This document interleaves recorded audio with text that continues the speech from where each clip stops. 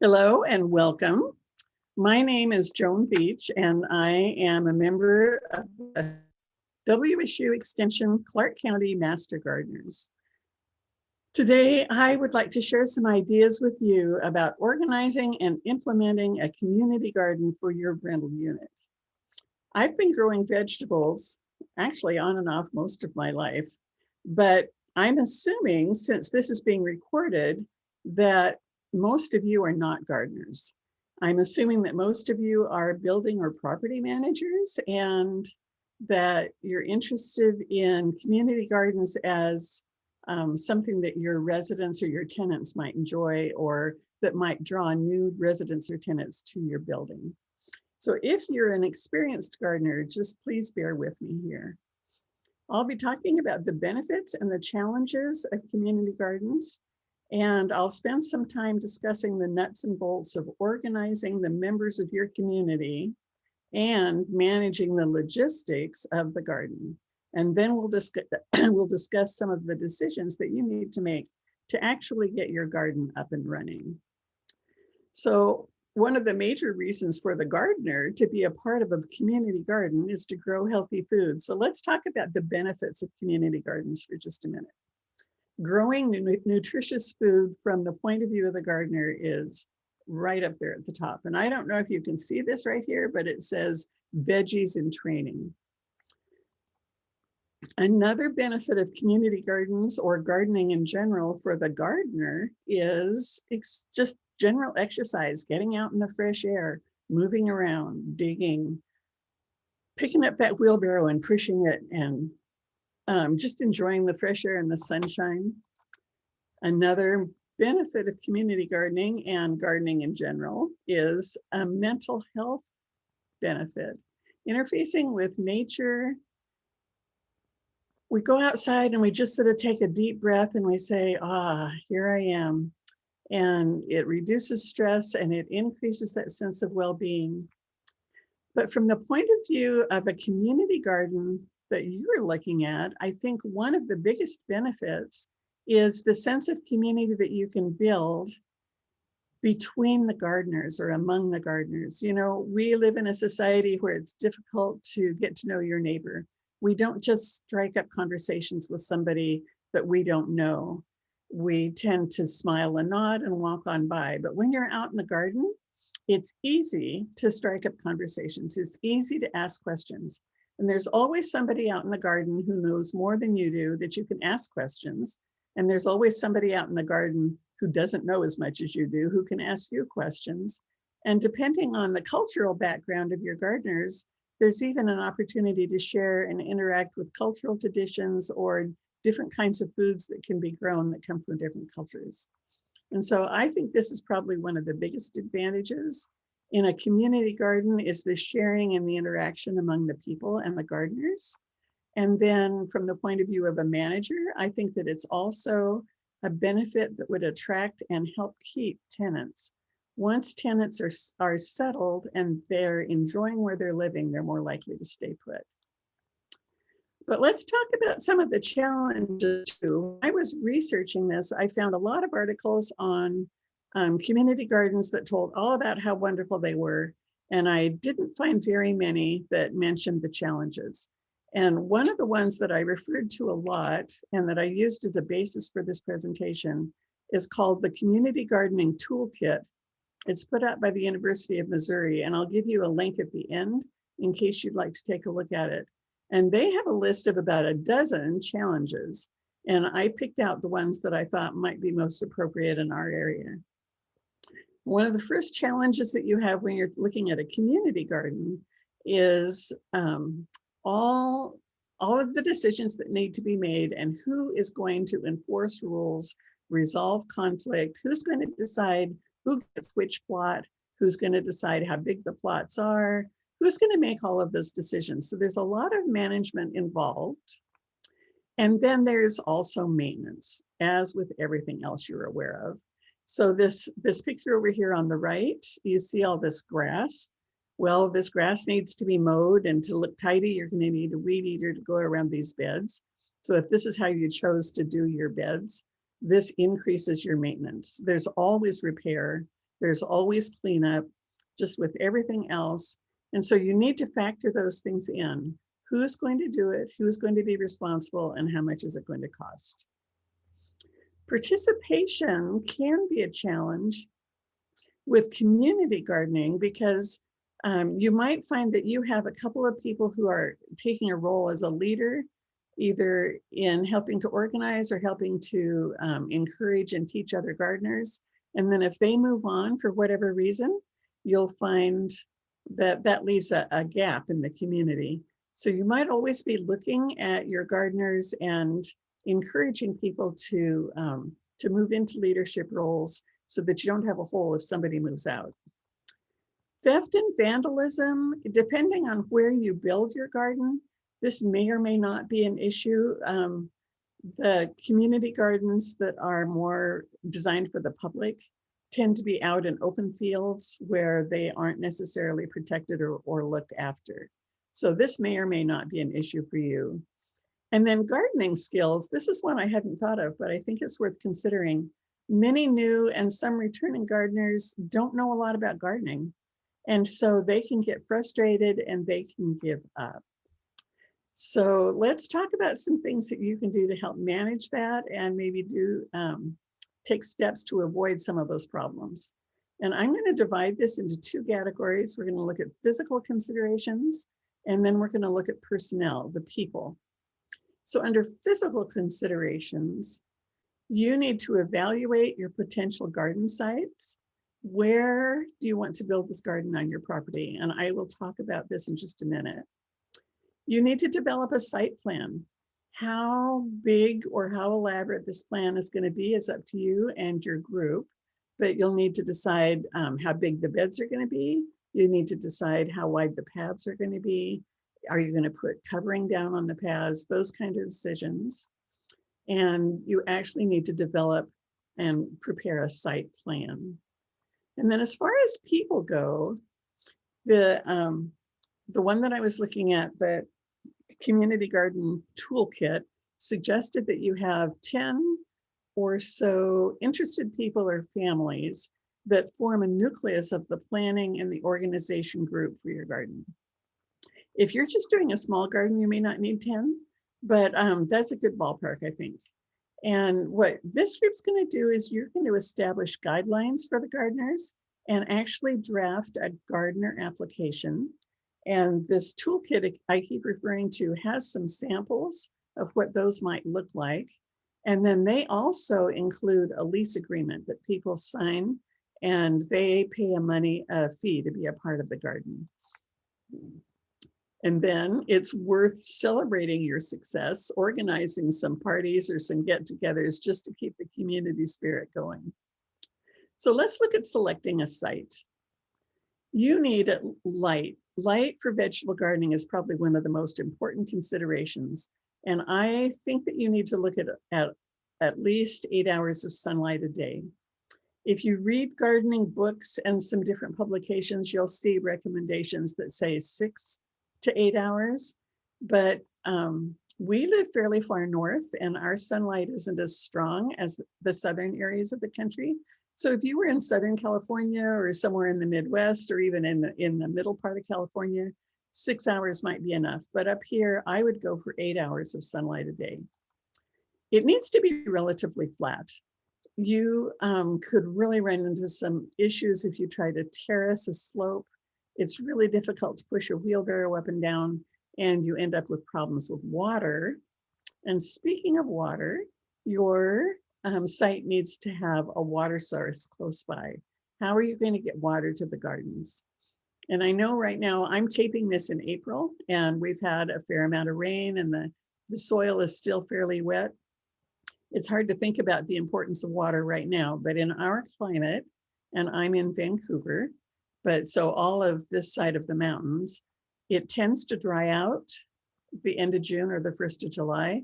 And we often don't get hardly any rain July, August, and September. So an important consideration is where you're going to get your water. You're going to need good quality soil. And we'll talk about building beds and preparing soil in a minute. And then we talked about theft just a minute ago. It needs to be convenient. It needs to be easy for your residents to access. And it's worth considering whether there's a way for trucks to come in and deliver dirt and mulch. So here's your team. Your first job, once you've decided that you actually have a place to develop your business, is to find your team. These folks are going to help you with your planning. They're going to help you with making decisions, and they're going to help recruit other gardeners. So gardeners, these are the kind of things you're going to need to consider, or that this whole group is going to need to consider. I would recommend you have an application form, so people aren't just saying, oh yeah, I want to be interested. No, they need to apply, and they actually need to pay a membership fee. But most of you are on city water, and I know that water costs a lot, and just developing the plot and maintaining the plot, there are going to be expenses there. So then with plot maintenance, this group is going to decide some standards and some consequences and the enforcement. Who decides and who enforces are important considerations. And then garden maintenance, who's going to do the maintenance? And the recommendation is that everybody who has a garden plot has some sort of a job to do within the garden and is responsible for the areas around their plot. Planting restrictions. Are there things that you don't want people to grow in their garden? End of the year. Are you going to ask people to clean up their beds and have everything tidy by the time winter comes? And are you going to ask them about composting? And we'll have a section on composting at the end. Are you going to restrict the use of pesticides or herbicides? Water, again, how is the water? Once you've got a water source, how are you getting water out to the beds? Are children and dogs or pets welcome? Do they need to be supervised? Are you going to allow the use of alcohol or drugs in the garden? And then are there other unwanted activities that you would like to restrict? So then, of course, the question is, if they violate the rules, what's going to happen? These are all guidelines that you and your group need to consider and need to have in writing. So once you get that figured out, then you're going to have to go out and look at your spot and develop a plan. Are you going to be planting in the ground, or are you going to build raised beds?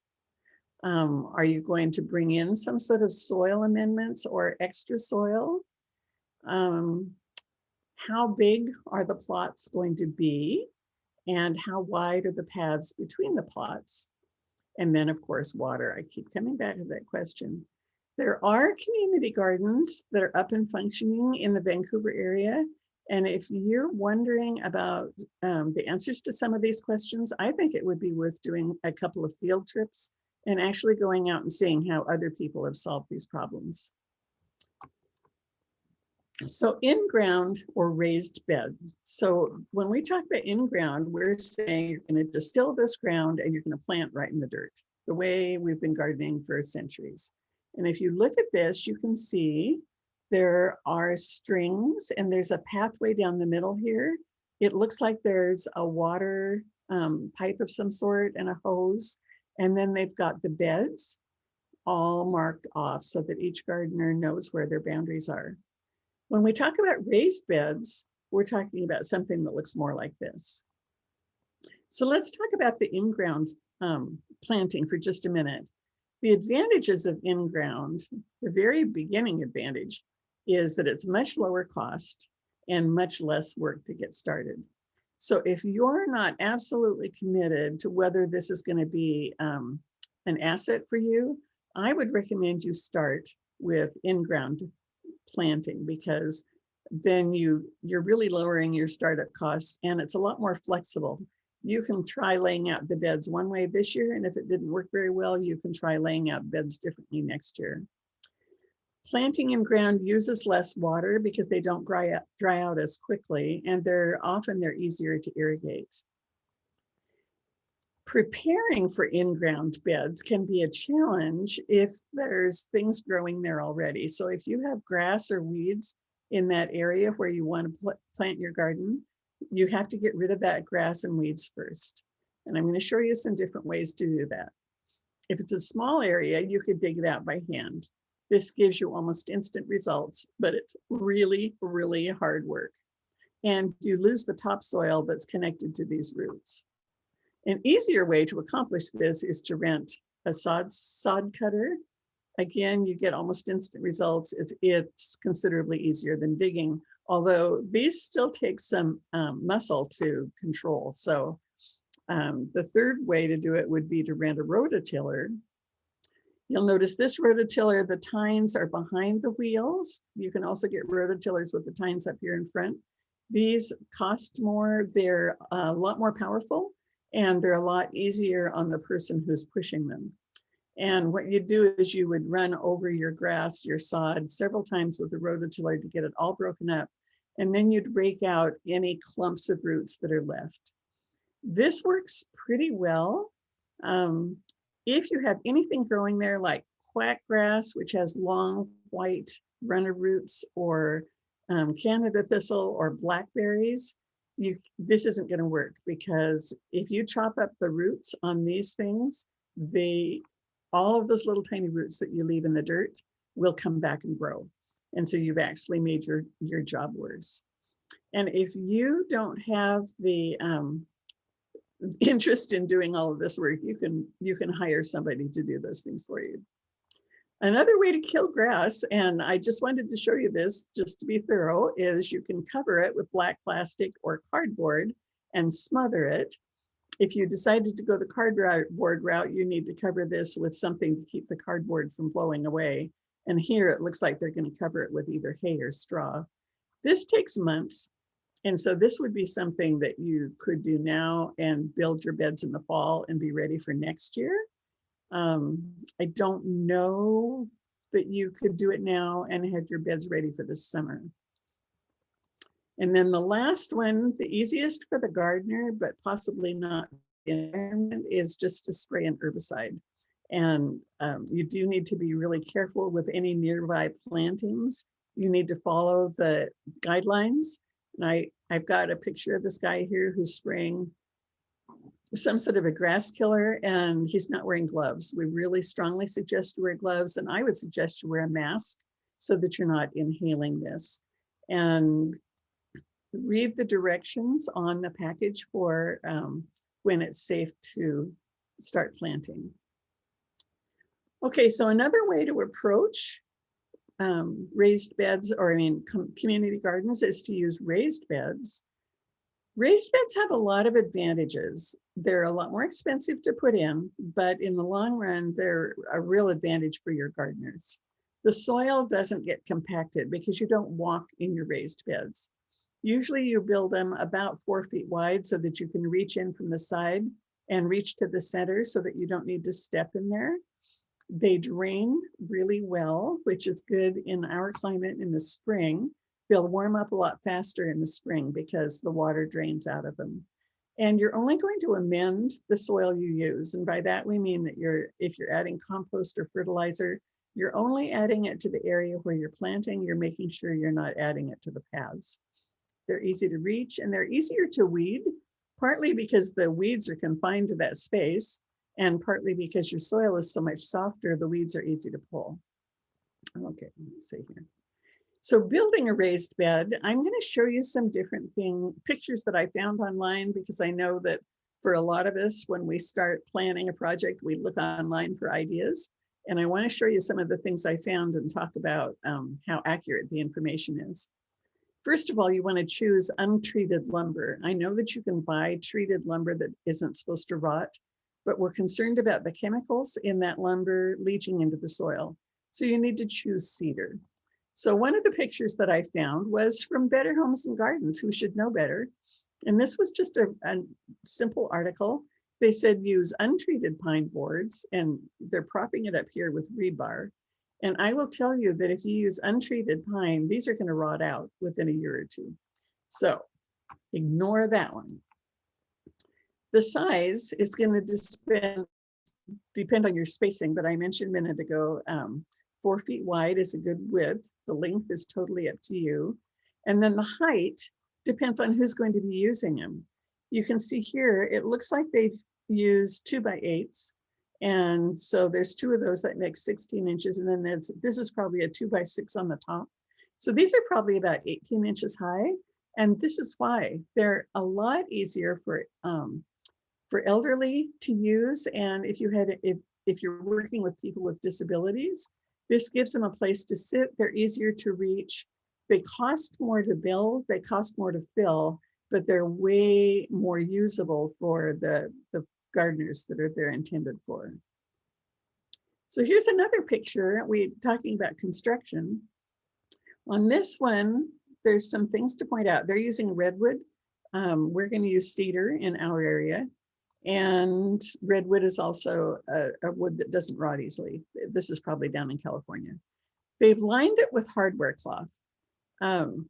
The only reason to put hardware cloth on the bottom would be if you have a really, really bad problem with moles. This hardware cloth will keep the moles from coming up into your bed, but it does add expense. And the biggest issue that I can see in our area, we tend to have soil that's really compacted, clay and silt.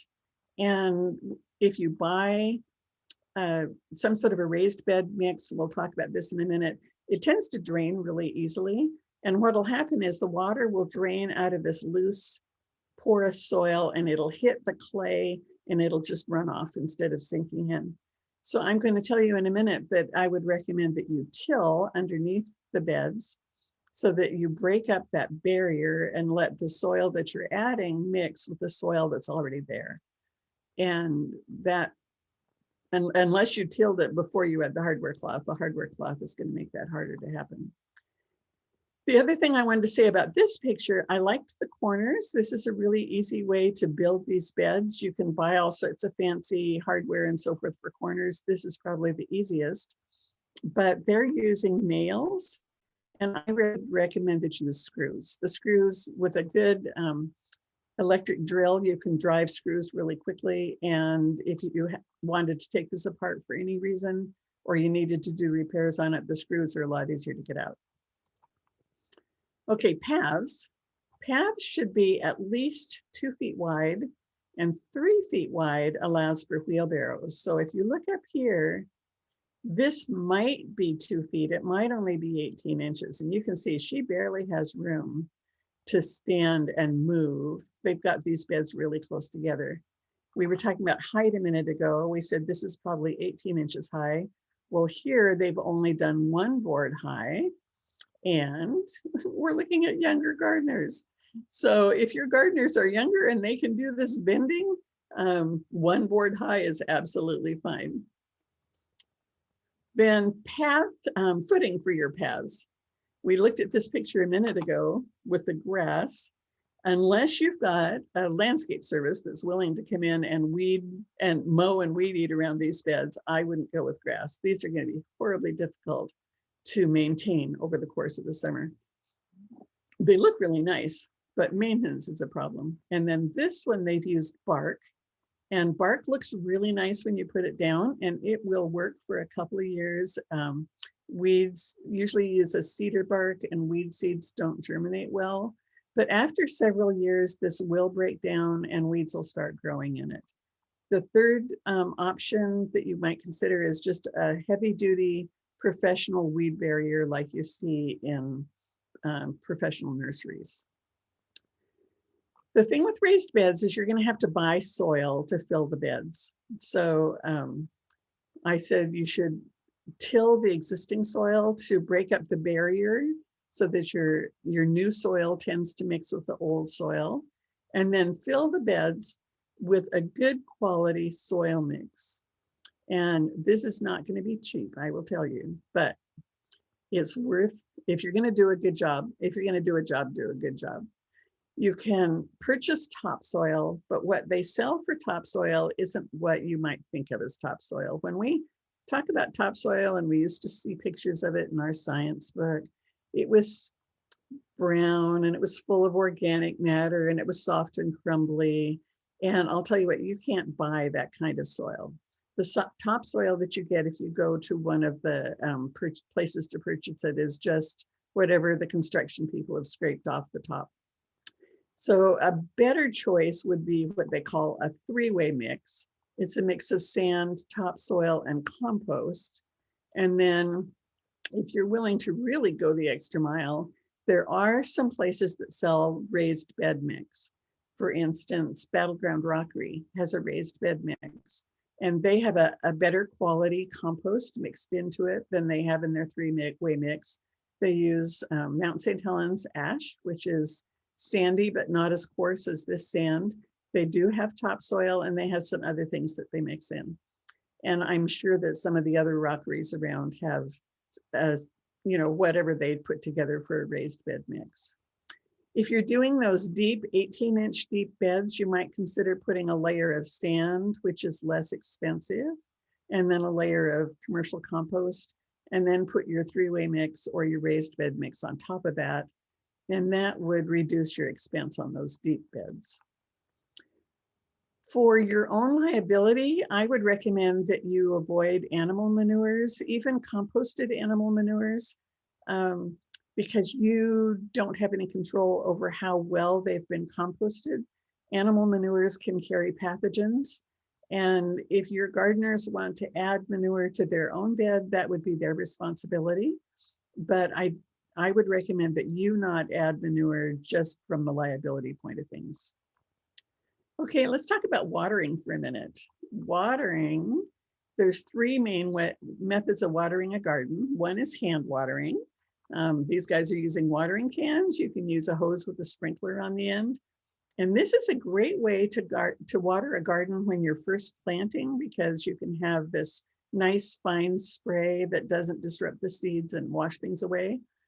But later on in the summer, hand watering isn't often done properly. Can I say it that way? Plants need to have 1 to 2 inches of water a couple of times a week, rather than a sprinkle of water every day. What your goal is in the summer is to get the water down into the 6 or 8 inches deep into the soil to encourage the roots to grow deep. And if you just water a little bit every day, you encourage the roots to stay up here on the top of the soil. And if you get a nice hot day, and especially if the gardener can't come out and do the daily watering, those plants are really stressed and sometimes they'll die. So another option is sprinklers. With raised beds, sometimes it's hard to find a sprinkler that is going to give you the water pattern that you need. So sprinklers are a really efficient way of watering.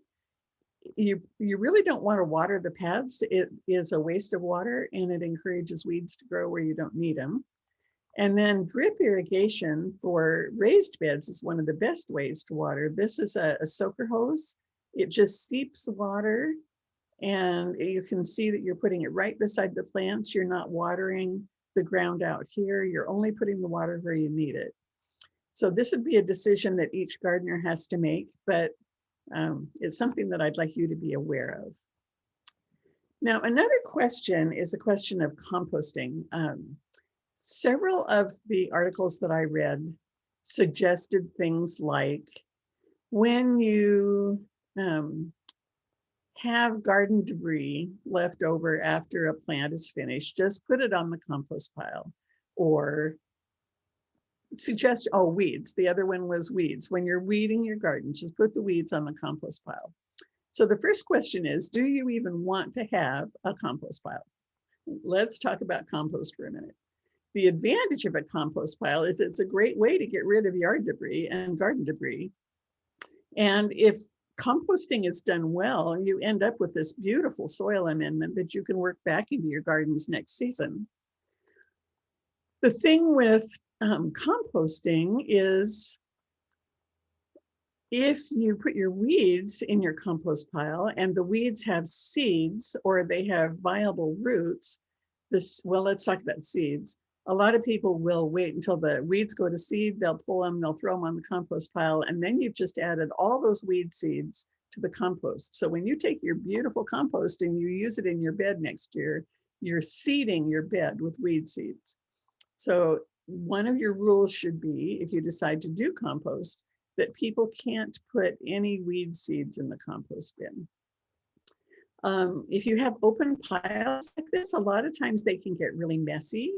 And if you look at this one down here on the bottom, you can see how dry it looks. And there's these sticks sticking out, leaves here on the top. To get to this stage of compost, there are a couple of things that need to happen. You need to have a mix of nitrogen-rich and carbon-rich amendments or additives. And that's actually happening up here. You can see the brown stuff would be your carbon-rich, and they've got leaves and they've got food scraps that add a lot of nitrogen. And there's a fork sticking in here, which would indicate that somebody's stirring this up. Because another thing that a compost pile needs is it needs oxygen. What actually makes the compost pile work is microbes, little microscopic organisms like bacteria and little tiny bugs that eat all of this stuff and end up leaving you this beautiful mulch that you can, or compost you can use in your garden.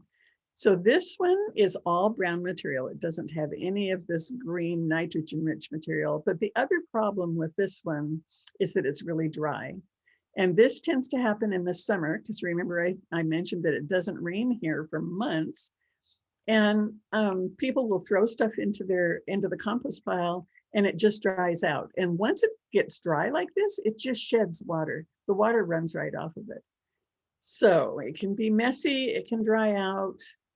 The flip side is, if people put a whole bunch of food scraps in, and this looks like it was perhaps in a garbage can or some sort of a container, it can get really slimy and smelly. This would smell horrible because all this stuff is rotting and there's no place for the juices to go. So if you had an eager person who loved composting and was willing to take responsibility for it, and you mix all of this wet, slimy stuff with all of the dry stuff we saw just a minute ago, you would get somewhere close to this after a matter of months. But it takes that person, or it takes those persons.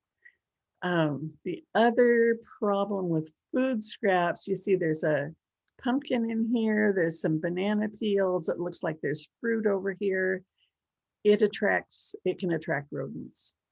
So to avoid the rodent problem, you have to have it enclosed, covered in some way. And one of the options is to use these compost bins, and they come in different shapes and sizes. Another option would be to have it covered with wire in some way. And even with these, if you don't have somebody who's sort of monitoring the process and making sure the moisture level stays right, you can still end up with a mess.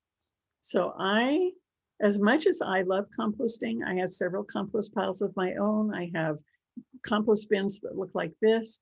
I end up with compost that looks like this, and I use it all the time. Unless you've got a person or a committee who are committed to making sure the compost stays moist and stays mixed up, I would recommend against it. Then this is a sample lease agreement. So we're sort of going back to you've designed your garden, you've decided how you want to organize it. You've decided whether or not to add compost. You've decided whether or not to plant in the ground. Now, this is the kind of thing you want people to actually sign and agree to. How much are you going to charge them, and when is it due? And then this recommendation encourages that everybody has to choose a crew or a job that they're responsible for. This group has meetings several times a year and work parties several times a year. And the people who want to have plots agree to attend those meetings and those work parties. And then they've established some sort of procedures or standards for how you keep your plot and your pathways. One of the requirements is that if you have tall plants or vines, that they not interfere with your neighbor. And at the end of the gardening season, what are you going to ask people to do? There are community gardens in Vancouver that require everything to be cleaned up by the end of the year. And they have a date, say November 15th.